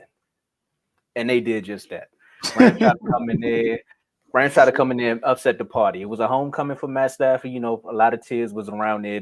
But hey, all good things come to an end. You won a Super Bowl. Now we're on our way to one. We have our young quarterback. We have our young wide receivers. We have our running backs. Now, I promise you, Detroit, if you would have took Jalen Carter, we wouldn't be having this conversation. Y'all probably would be the 2 seed. But the running backs are working now. The 2 running back system that you have, you got another chance to actually get. You got some news? Yes, the Pacers are discussing sending Bruce Brown and 3 first-round picks for Pascal Siakam. Kings can't have nothing nice. Look at Joe. He's like, I'll talk about that later. I'll talk about that on Kings Talk. But for me, what this game just showed is that the Lions are that tough, nitty-gritty team that we really thought they were. It's not going to be pretty, but they're going to find a way to win it. And now look at them. They got another home game for that city and the environment. And Jared Goff went out there and didn't throw the game away. Matt Stafford technically didn't throw the game away. It came down to 1 or 2 plays, and Detroit made them. Dave? Share division. At least half. Another game that I'm happy that this team lost. Don't like the Rams, never did, don't care. Glad that they took an L. But I do want to highlight both quarterbacks because both of them had a really good game on that game on Sunday. It was pretty much like a duel throughout the rest of the game. And I think they both made like maybe 1 or 2 boneheaded throws out throughout the entire game. But other than that, Matt Stafford had his famous, no look dart pass, that he had one to Cooper Kupp. Puka balled out in his first career playoff game. I believe he got injured in the end, but he he played well throughout the game. Tutu Atwell has stepped up. Of course, Cooper Kupp made some plays. Tyler Higbee ended up getting hurt in the game. He tore his ACL, so now he's out for the entire. They're out the playoffs, but he's out for the entire year. Who knows what happens between training camp, anything like that? But definitely, hope that he has a speedy recovery. Even though it's a rival team, I don't wish injury on anybody, so I definitely hope that he gets well. But I'm happy. I'm happy for the Lions and happy for Dan Campbell. Dan Campbell has made a lot of boneheaded decisions throughout this year, but he's gutsy. That's one thing you can say. He has a lot of moxie to him. And he's aggressive when it comes to like third and fourth down. He's gonna do whatever he can to make sure his team wins the game. Now that can cost you, but if it's successful, it could also help you out. So, and shout out to Amon-Ra St. Brown, their best receiver, who also had a really good game that game. Jahmyr Gibbs and David Montgomery also had two really good, combined really good game. I'm just for me, I want to see exactly what more the Lions can do, because they got a matchup against the Bucks coming up, and I mean the Bucks. I think these are two teams. Yeah. Well, I won't say two, but one of these teams, no one expected to. Most people picked against and didn't really expect them to get here, and the Lions, like you said, they're just happy to be here. They're happy to be able to have won a home playoff game, first playoff game they've won in a very long time. And the Bucks have someone in Baker Mayfield who's had a chip on his shoulder as well. So for me, this is going to be like the chip game. Yeah, the narratives keep going. It's going to be the chip game because both of these players, no one expected for them. I think actually the entire NFC playoffs, it's going to be a chip games. Yeah. Purdy, Jordan Love, because a lot of people didn't think Jordan Love was going to be where he was. Remember, Joe was the only one in the chat that was high on him, and look at how he ended the season. And the Packers, yep. And then no one thought the Packers would be this good and stuff like that. So the NFC playoffs is going to be really good. And I'm excited about both of these games. The Rams, I think they just need to see what they're going to do with that defensive line because Aaron Donald is going to be gone soon. I'm not sure if this is last year. I don't know if he said that he was going to retire or not, but what are they going to do to help shore up this defense with him being gone? Now, they have some pieces that have helped out because I believe they have two rookies that stepped up this year that played well. And, even though with Ramsey being gone, the defense was not terrible. So they have a lot of things to look forward to. But I just hope Matt Stafford stays healthy so they're still able to be competitive. But they're in the NFC West, so I still hope they go 0-17. You gonna say that? Mm-hmm. What's the name? Matthew Stafford was crazy yesterday. Whatever, Saturday. He went crazy. I mean, coming home, think about this, y'all. Matthew Stafford played for Detroit. We all know that. And he never won a playoff game with Detroit. Never won a playoff game. And then you got Jared Goff, who got sent over there for him. And for Detroit to win their first playoff game in years, Matthew Stafford's in the way. So he's like, oh, nah. You're not about to get this dub on my watch. I couldn't win here. And he was playing like it. Like, he was getting pressure. He was making dots. I was like, yo, this dude is killing Detroit. And then Jared Goff gets the ball. Killing. Jared Goff is super accurate. When he not pressured, I forgot what style when he not pressured. I think he was perfect from the when he was the pressure. But the main difference in this game was the red zone. The Rams could not score. They went 0-4 in the red zone. Jared Goff, he was 22 of 27. Yeah, total. He was. He had 5 incompletions total. While the Lions were 3 from 3 in the red zone. That you said Dan Campbell. Hey, his coaching style won him that game, man. It was like 4th and 3. And they could have settled for the field goal, but what he do? Nah, offense stay out there, and they scored a touchdown. So like you said, he gets aggressive, they lose, it looks bad. He go aggressive, they win, it looks good, and then I think that won them the playoff game. Jared Goff tried to throw the game away, and he just threw it in the backfield. I'm like, what are you doing? He went from like minus 15 yards, but yeah. So Puka Nacua, 181 yards, 9 catches. killing yards out of the catch. Oh my gosh, he get the ball, he's dangerous. So that was the most entertaining playoff game all weekend. That was probably the only close one, really. But that was the most entertaining one. But I gotta get Jared Goff shout out because he was poised. We said that he gonna play with a little edge on him because they traded him, and he showed it that game. So they got a tough task next week. Well, not tough task. We'll see. And the quarter you mentioned, all of them in the NFC went to the Super Bowl. So Jared Goff, the only one that made it to Super Bowl. Everybody else never been to Super Bowl before. So say the last part again. Jared Goff is the only player in the NFC remaining that been to the Super Bowl. The only quarterback. Oh, okay. Yeah. Nice for him.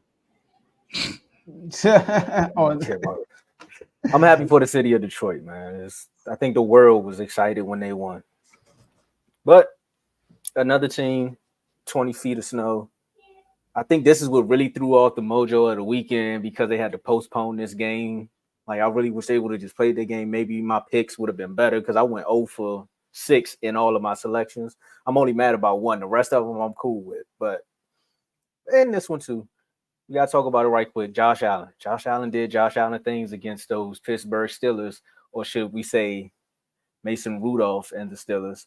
Game got so bad, the coach decided to walk off after they asked him about his contract. But neither here nor there because we're used to that with the Steelers, right? Players just walking off, not even blocking for people. I'm not going to say too much more about the Steelers. This season is over just like mine. And Josh Allen found a way to put the knife in him, 31-17 in a blizzard game. But the field was clean. Shout out to everybody that did the overtime. Joe, go ahead, Joe. It's your moment. My moment? yeah. I ain't got nothing. Grandma said if you ain't got nothing nice to say, don't say it at all. Tomo, Worm, Big O, if you was in it too. This is why I don't like when y'all try to compare Josh Allen and try to put Dak Prescott in front of Josh Allen. They just not on the same level right now. Josh Allen is better. Can we nip that right now until proven otherwise? Because Josh Allen went out there and showed us woof, this man came to play today. That run he had, y'all know the second longest run by a QB in playoff history? It was a 35-yard run or something like that? No, 35 behind the 50-yard line, that's what it was. It's a 53-yard run or something like that? It was a where you at, Josh Allen? Oh, I ain't got you. Oh, here we go. It was a 52-yard run. That's right. Yeah. Okay. Is he a quarterback or a running back? I mean, quarterback. He only threw for 3 touchdowns, so I guess he's a quarterback too. I mean, come on, 3 touchdowns, no turn. Wow. No, that can't be a 0, Dave. That can't be a 0, bro. He threw an interception in every game so far, bro. I mean, had 0 turnovers, 203 yards, not a lot, 3 TDs, and 1 rushing touchdown. Accounted for 4 touchdowns. So he was really good. Now, I wanted to say this too. Things are happening. The Steelers, right? Yes, Mike Tomlin, congratulations, man. Great coach. I think you're a great coach. Won the Super Bowl. Hey, you made it to the playoffs with all the stuff you had going on this year. OC not know how to draw plays. Kenny Pickett not looking to sound like he did the preseason. In and out the lineup. Mason Rudolph played. What's the other boy name from the Bears? That we throwing interceptions? I got his name. But you remind me of Ray Exposman. Trubisky. Trubisky? Y'all just been rotating. And through all that, you made the playoff. But yeah, we have to if I'm a Steelers fan, I think Jerron said this in the chat. I'm tired of just being a 500 team or being a winning team. We had to be a contender. When was the last time the Steelers were contenders? When Ben Roethlisberger was there? Probably years before he left. Because when he was there, they still didn't win a contender. They went 10-0 and they still won a contender. We knew they was going to lose in playoffs. Yeah, because they lost to the Commanders. Yo. No, that's how the Eagles looked this year, that Steelers team. But the last time they were contenders is when AB got hit by, what's the name called from the Bengals for real? It's like around that time. It's been a minute. Pac-Man Jones still playing. That man doing the pivot. Doing the I am athlete right now. It's been a while since they made Super Bowl contenders, y'all. All right. So 2017, 7 years ago. So that's the last time I got a playoff win, by the way. But something has to change. Not Mike Tomlin. I don't think they should get rid of Mike Tomlin, but something is. I mean, they gotta find a quarterback, number one, and their defense is not the same. It's just not fearful like it was before. Not to still current like we know it has to be. So, Silk. This is gonna be a long off season. I'm not gonna call it silk curtain, but it's gonna be a long off season for the Steelers. But they did make it. They overachieved, but we gotta stop saying that. They overachieved. They overachieved. Can we stop saying that and get to Super Bowl contention? Y'all the Steelers, man. Mediocrity. That's what it sounds like. And this is Steelers. Historic franchise. You know, see what happened when you win one Super Bowl in the 2000s. They just always want to erase history, man. So it must be a Pennsylvania thing. But Joe, let me tell you this, Joe. When I bring up Josh Allen and I talk about Dak Prescott, right? I've never killed you about him having his moments. You were right about that. He showed it on Monday. I'm about to say Sunday. But when you asked me why I started the FJA, co-founder in the comments right there, shout out to you. This is why. Because to me, you all put him as a top 3 quarterback, but he has yet to see a Super Bowl. I'm sorry. Can't do it because his playoff record, he looks good, but he's not done enough to get to the Super Bowl. He ain't top 3 no more. What is he? I gotta redo it, but going to the season, I put Joe Burrow. I put top 3. I think you had him. You did. But who was it? Who Burrow was at 2? It was you Pat, had Burrow, Lamar Jackson. Who should I have think you been? had Lamar Jackson up there, didn't you? Oh yeah, that man ain't top 3. Come on, Jackson right there. Lamar Jackson 2. Excuse me? Lamar Jackson, he number 2. Oh, I thought you said Josh Allen. No, I say famous Jet Jackson. That's the only. I'm like, who you putting over Lamar? That's crazy. But that's the only reason I said that. And I watched that game and I sat up there and I said, you know what? I think the Steelers defense could find a way to make him turn the ball over. And maybe outside of Tony Romo, just, making Josh Allen seem like he's the ultimate god on the football field, he played a great game. He was running the ball. He was making the right plays. He was making the right reads. The defense was showing up for him. I was like, look at the complimentary football. But at the end of the day, you still got to go get over that mental hurdle. And that's Patrick Mahomes. So I give you that. Buffalo, you did your thing. This week, Joe, you got it. FJA member, I'm going to sit back and chill. And to all my Steelers fans, we do not care. Simple as that. It's we don't want to hear it no more. I know y'all upset because of what y'all seeing out there. You going through quarterbacks. You going through TJ Watt wasn't there too. That probably would have made a bigger difference in the game because somebody could have actually got to Josh Allen. But they are actually running the ball a little bit more. So when you can hand the ball off and he can run the ball, it's like 2 running backs out there at the same time. I'm gonna just keep saying it because if y'all can say Lamar Jackson a running back, Josh Allen a running back. So we're gonna see. But the Steelers won the right matchup for Buffalo in this moment. They're hot right now. Yeah, the Bills are hot, but this is, not that I think that this was going to make a big difference. But TJ Watt not being there, the Steelers is just not the same. They are now 1-11 in games without TJ Watt playing. And that's the reason why I picked the Bills to win this game, because TJ Watt was not on that field. He is the best player on this team. He is the leader of this team. TJ Watt is the guy. That's who you look at. When you look at the Steelers and you say, who represents them? It's TJ Watt. He represents what we consider now the new steel curtain, even though it's not exactly what it needs to be. But I gotta bring this back up again about Mike Tomlin. I think we had a question before early in the season where we asked about him being on the hot seat because of what this team has not been able to do with him as the head coach the last few seasons. Not having a playoff win since 2017 when Ben Roethlisberger was there. And even before Ben Roethlisberger left, they didn't look good. Everyone said that the offense did not look good because Matt Canada was there. I brought up the stat. Matt Canada is only responsible for 44 of those games where they didn't have over 400 yards of total offense. He still had 14 games before then where that offense didn't look good before Matt Canada got there. So this to me is pretty much the same as Bill Belichick. Next year, if this team just makes it to the playoffs or is just a team that's over 500, I believe Mike Tomlin should be gone. The Steelers are saying that they want more than just saying that they have winning regular seasons. This is one of the most storied franchises in the NFL. This is one of only 2 franchises that have 6 Super Bowl titles. Man. They've won 2 in the 2000s. Ben Roethlisberger was the quarterback for both of those teams. What more are you going to do to bring the Pittsburgh Steelers back to being the steel curtain and being to one of the best teams in the AFC and in the NFL?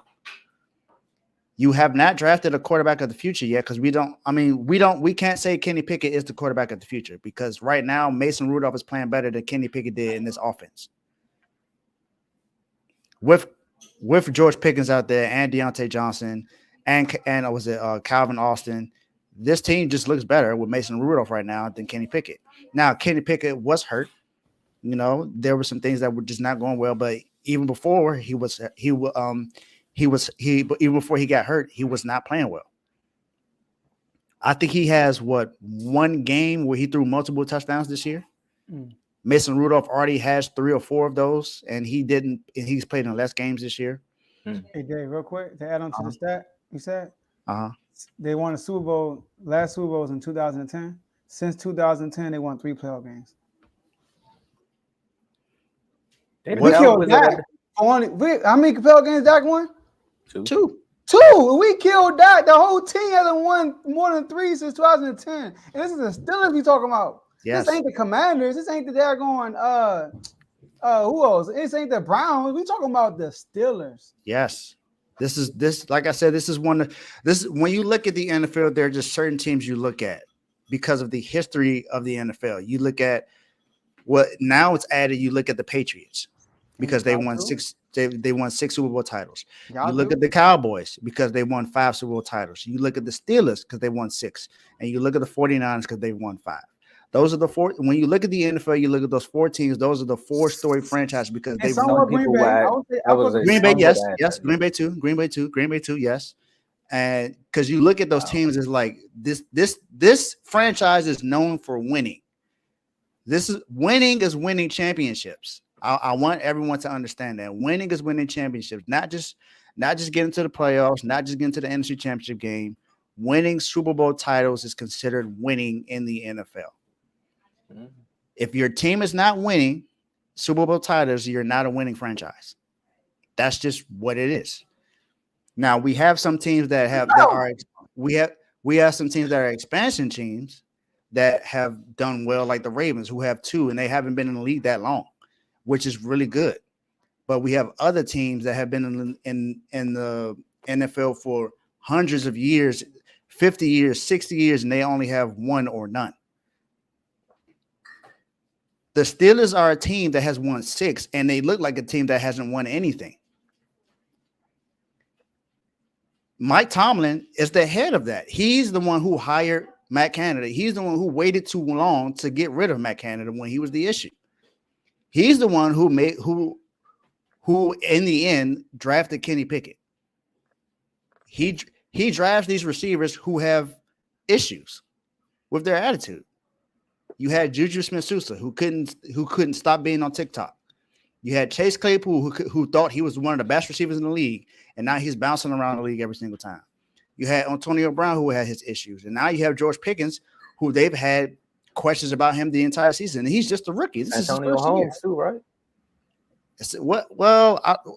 Because I think San Antonio also had a legal issue, and he ended up getting traded.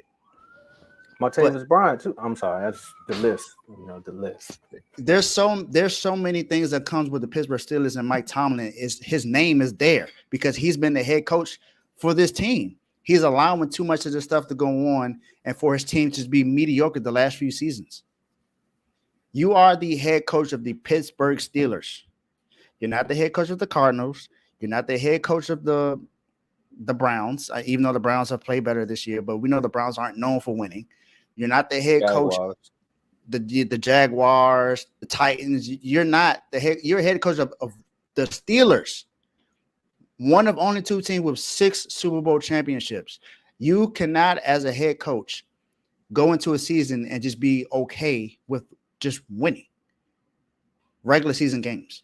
You have to go into it preparing your team to be really good on offense, really good on defense, and beating teams that you're supposed to be and competing against teams that are in the playoffs or Super Bowl contenders. And right now, Mike Tomlin, your team does not look like that. You compete again in your division. You look well when you go against the Ravens and the Browns and the Bengals in your division. But when you go outside of that, you don't look the same. Mike Tomlin, if you do not win a playoff game next year, I believe you're gone. My guy, you in the doghouse. Ooh, hot seat. He said it about Bill. Bill gone. So I'm just saying, Steelers, you might want to get your act right. No, he did. And we would look down like, come on, Dave, Bill. And look what happened. He gone. He out of there. Did a whole segment. Did a whole segment. Said he was up there telling some, no, we can keep him. He was like, I think he need to go. 5 hours later, he out of here. Robert Kraft heard me. Let's get it, man. All right. Let's wrap this up, man. It was a good show. It's a good show. All right. So look, my last words is this. Kings, man. Hey, Dame Dollar, man, we knew what time it was. Hit the game winner. Shout out to him. You know, hit the game winner on us. That's on Mike Brown in the press conference. Put the laptop. That boy was pissed. That man was pissed. He wasn't lying though. I'm not mad at him. He like, you tell me one thing, then we do that. Come on, bro. Like, Fox did get held in that play too, and they ain't called nothing. He spazzed. I think he about to punch the ref in his face like that. Nah. I mean, he did coach him. He could have pulled a Draymond. Oh, my bad, bro. I didn't know you. Hey, y'all know when Sabonis flopped on a stunt, you know Mike Brown told him that, right?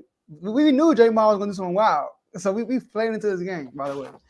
But we played the Suns tonight. So far, we're 2-0 against the Suns. But we played them with Bradley Beal, though, full strength. We never seen those type of Phoenix Suns. All right, looking good. Talking about with Phoenix.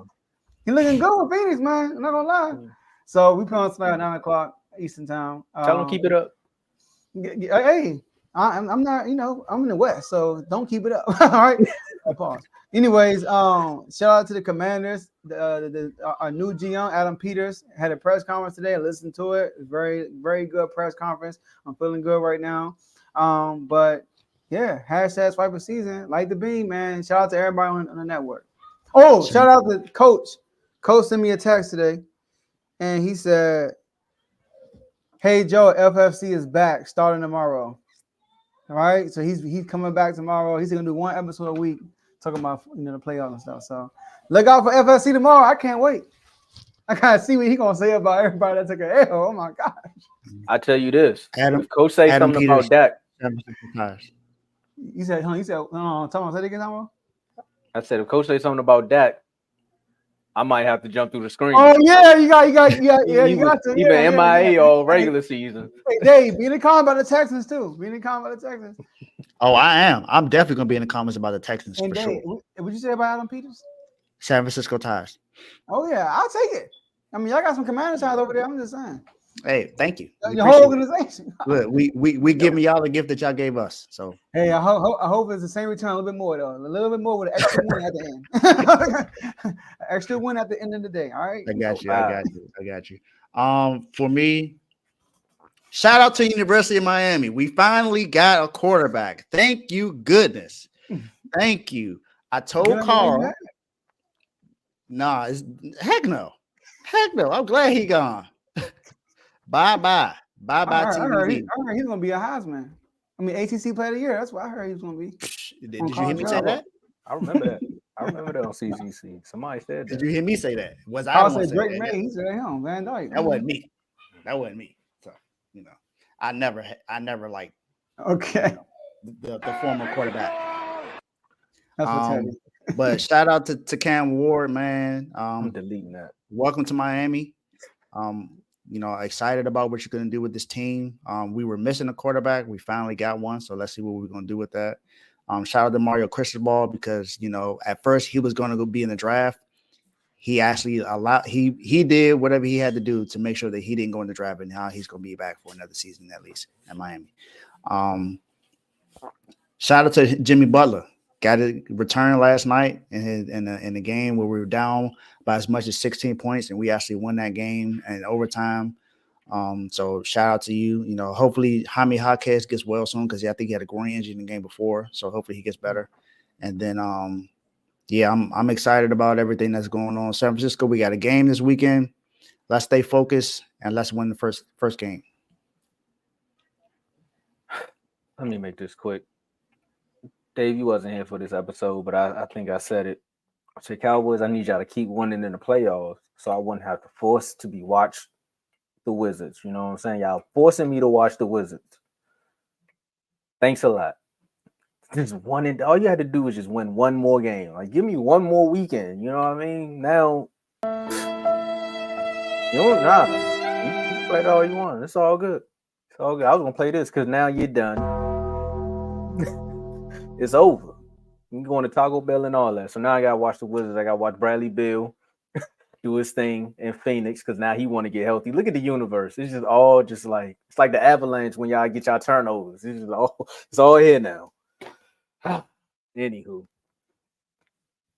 thank y'all for watching the show. This is a good one. I ain't got too much more to say. I'm not addressing the Cowboys. From now on, I'm just talking about the Wizards. Hopefully they can do something good. We lost to the Pistons. Cowboys lost. We lost to the Pistons. So I just need, I don't know, something else crazy to happen this weekend. Bradley Beal dropped 37. That's on y'all. Y'all play tonight. They ain't got nothing to do with me. You better hope you don't. Hey, but you're right. Shout out to the Wizards. Thanks to the Wizards, the Pistons now gave away the, Wingstop gave away five free wings. 5 wings for a win is wild. They get 5 wings and the Lions won. Oh man, they're happy. And we made a trade with Detroit, so we got Marvin Bagley over here. We got some new pieces now. I did. By the way, number 2 overall pick. We could have got Luka, but hey, I ain't the GM. And who you think we'll talk about that on another time. I'm gonna ask RBO Vaughn that. Make sure y'all check out RBO because I want to ask him who you think won that trade. Okay. I'm talking about Atlanta. I'm talking about Atlanta and Dallas. Not yeah. I missed that. What happened? No, I'm talking about no. He's talking about Luka and Trey. Trey. Oh! I'm about to say, hold on, what's going on? Yeah, I'm talking about that. Hey, what happened? Yeah. All right, y'all. I don't always post real news. I post fake news. Insider for the chat. Hey, one thing about Davey Schefter, man, he gonna post some stats when your team losing. Don't get mad at him then. Exactly. Don't get mad at him now. Exactly. You get out your feelings. He's doing it. He's doing what he's doing. He's been doing this. I mean, I had to watch him post Jordan Love. We down there, we 27 and up. We 27-0, and he's on some Jordan Love completion percentage. I don't want to see this, man. Nah. Let's go. It was a funny stat that he put some like he'll put the stats up. There'll be something wild like out of the last 789 games, like something crazy. You like, come on, you had to add that one in. Like, come on, bro. Cowboys were the first team in NFL. He said the Cowboys were the first team in NFL history to lose to the youngest team in NFL playoff history. I know, right? You like, come on, Dave, let me live, man. You already hit me up with the stats. They pull the ESPN stats like this is the first player to score 20 when their shoes is untied. I'm like, bro, I don't want to see that right now. All right, y'all, let's get out of here, man. That's all we have for y'all today, and we'll see y'all next episode. Peace.